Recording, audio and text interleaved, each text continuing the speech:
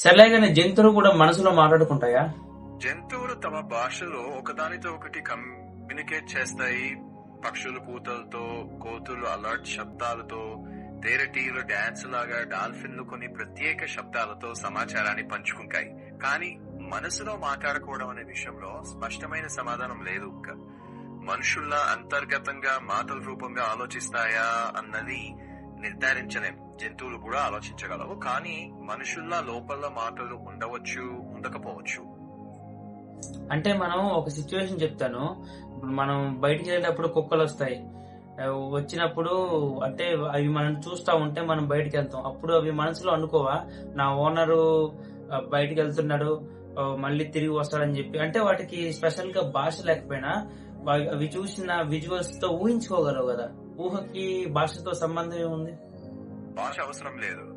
కుక్కలు అనుభవం మరియు జ్ఞాపకాల ఆధారంగా అంచనా వేస్తాయి.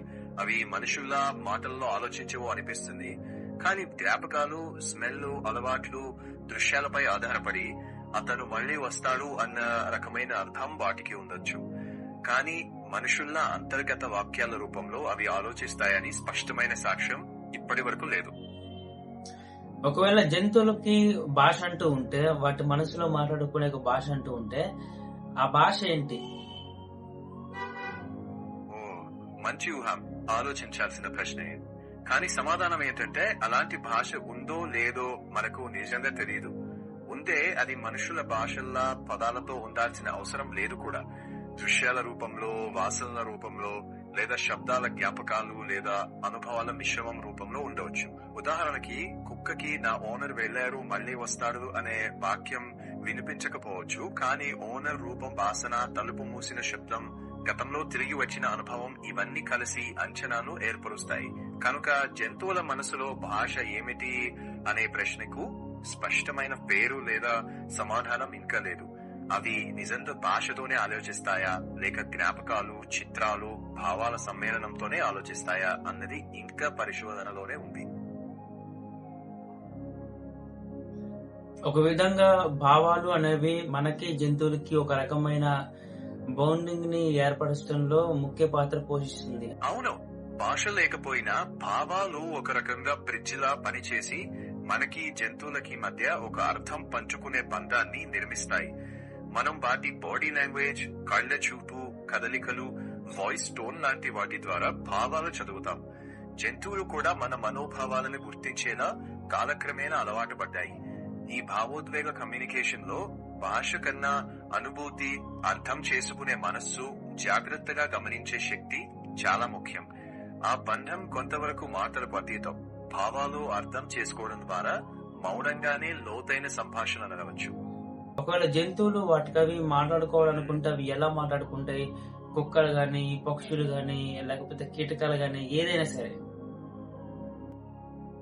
ఆసక్తికరమైన ప్రశ్న. అవి మనుషుల్లా పదాలతో కాకపోయినా వాటి అవసరానికి తగ్గ రీతిలో చాలా ప్రభావవంతంగా సమాచారాన్ని పంచుకుంటాయి. కుక్కలు మురుగులు, గుర్రుమనడం, తోక ఊపడం, చెవుల స్థితి, అలాగే శరీర భంగిమతో సంకేతాలిస్తాయి. పక్షులు తమ కూతలతో జతను పిలవడం, ప్రమాదం హెచ్చరించడం చేస్తాయి. చీమలు కెమికల్ సుగంధ మార్గాలతో ఆహారం ఎక్కడుందో తెలియజేస్తాయి. తేనెటీగలు డాన్స్ ద్వారా దిశ, దూరం చెబుతాయి.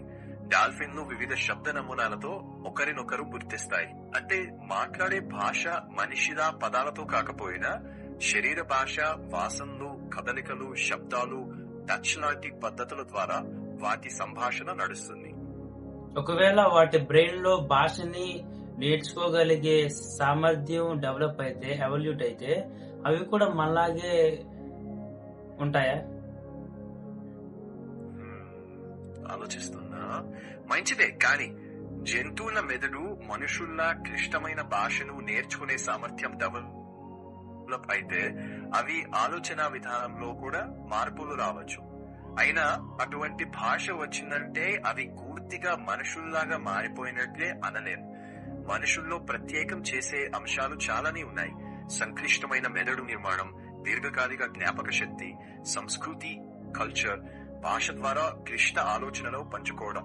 కుక్కలు లేదా ఇతర జంతువులు నిజంగా మనుషుల లెవెల్లో ఆలోచించాలి అంటే వాటి అనుభవాన్ని వివరించగలగడం, భవిష్యత్తు గురించి చర్చించుకోవడం, ఒకదానికొకటి క్లిష్టమైన జ్ఞానం నేర్పించడం వంటి సామర్థ్యాలు అభివృద్ధి చెందేవి.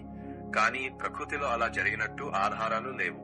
సో భాష డెవలప్ అయితే వాటి తెలివితేటలు మారవచ్చు, కానీ పూర్తిగా మనుషుల్లాగా అయిపోతాయని చెప్పడానికి ఆధారాలైతే ఇప్పటి వరకు లేవు. ఇప్పుడున్న టెక్నాలజీని ఉపయోగించుకొని జంతువులు కూడా మనలాగా ఆలోచించగలిగే సామర్థ్యాన్ని మనం సృష్టించగలిగితే, వాటికంటూ ఒక సంస్కృతి, వాటికంటూ ఒక భాష, వాటికంటూ ఒక దైవం, వాటికంటూ ఒక చరిత్రను ఏర్పరచుకునే అవకాశం వాటికి ఉంటుంది కదా. అంటే మనిషికి మనిషి దేవుడు ఉన్నట్టు కుక్కకి కుక్క దేవుడు, పక్షికి పక్షి దేవుడు ఇలాగ ఉండే అవకాశం ఉంటుంది కదా.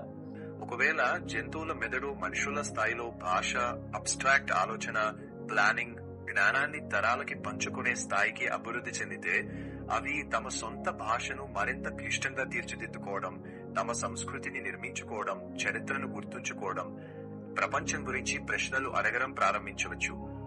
వాటికి వాటి దేవుడు ఉండారా అన్న అంశం మాత్రం వేరే సంగతి. మతం ఎందుకు పుట్టుకొస్తుందో మనుషుల్లో కూడా పూర్తిగా స్పష్టంగా తెలీదు. అవి అలాంటి ప్రశ్నలు అడగడం మొదలు పెడితే తమ అనుభవాలకు తగిన ఏదో ఒక ఆధ్యాత్మిక భావన అభివృద్ధి చెందే అవకాశం ఉందని ఊహించవచ్చు. కానీ దానికి ఆధారాలైతే లేవు ఇప్పటి వరకు. అంటే మనుషులు అందరూ కలిసి ఒక జీవన విధానాన్ని ఎంచుకుంటారు, ఆ జీవన విధానంలోనే బతుకుతారు. సో ముందు ముందు కాలక్రమేణా అది సంస్కృతిగా మారే అవకాశం ఉంది కదా. చూసి చెప్తాను. అవును, నువ్వు చెప్పింది ఒక ప్రధాన సామాజిక సిద్ధాంతానికి దగ్గరగా ఉంది. ఉమ్మడి జీవన విధానం కాలక్రమేణా సంస్కృతిగా మారవచ్చు. ఆ సంస్కృతిలోంచి కొన్ని సందర్భాల్లో మతం రూపుదిద్దుకోవచ్చు.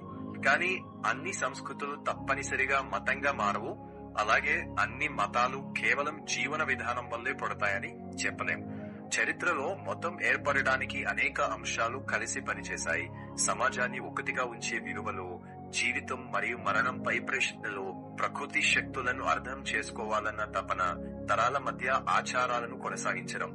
జంతువులకు మనుషుల లెవెల్లో జ్ఞానం, భాష, సంస్కృతి వంటివి అభివృద్ధి చెందినట్టే వాటికి తమ సొంత సామాజిక సంప్రదాయాలు ఏర్పడే అవకాశం ఊహించవచ్చు. కానీ అది నిజంగా మతంగా మారుతుందా లేదా అన్నది ఇప్పుడు ఎవ్వరూ ఖచ్చితంగా చెప్పలేరు. ఒకవేళ అలాగా అంటే నేచురల్ గా పరిణామం చెందగలిగే జీవి ఏదైనా ఉందా? ఈ ప్రపంచంలో మనిషి మాత్రమే తెలివైన జీవి కాకుండా భవిష్యత్తులో ఇంకొక తెలివైన జీవి పరిణామం చెందే అవకాశం ఉందా? ఓకే, చెక్ చేస్తాను. సిద్ధాంతంగా అలాంటి అవకాశం ఉంది, కానీ ఎప్పుడు ఏ జీవిలో జరుగుతుందో మనకు తెలియదు. ఎవల్యూషన్ ఏ జంతువుకి ఏమి లాభం చేస్తుందో దానిపైన డిపెండ్ అవుతుంది. చింపాంజీలు, బోనోబోలు సమస్యలు పరిష్కరించగలవు, కాకులు టూల్స్ యూజ్ చేయగలవు, డాల్ఫిన్లు తాము తామే అద్దంలో గుర్తించగలవు, ఏనుగులు సహకారం, జ్ఞాపక శక్తి, దుఃఖాన్ని వ్యక్తపరిచే ప్రవర్తన చూపిస్తాయి. అయినా ఇప్పటి వరకు ఏ జంతువు మనిషి స్థాయి భాష, సాంకేతికత, విజ్ఞానాన్ని అభివృద్ధి చేయలేదు. భవిష్యత్తులో లక్షల లేదా కోట్ల ఏళ్లలో ఏదైనా జంతువు అధిక మేధస్సు అభివృద్ధి చేసుకోవచ్చు, కానీ అది తప్పకుండా జరుగుతుందని శాస్త్రం చెప్పదు. అలాగే మనిషి మాత్రమే ఎప్పుడూ తెలివైన జీవిగా మిగిలిపోతారని కూడా శాస్త్రం క్లెయిమ్ చేయదు.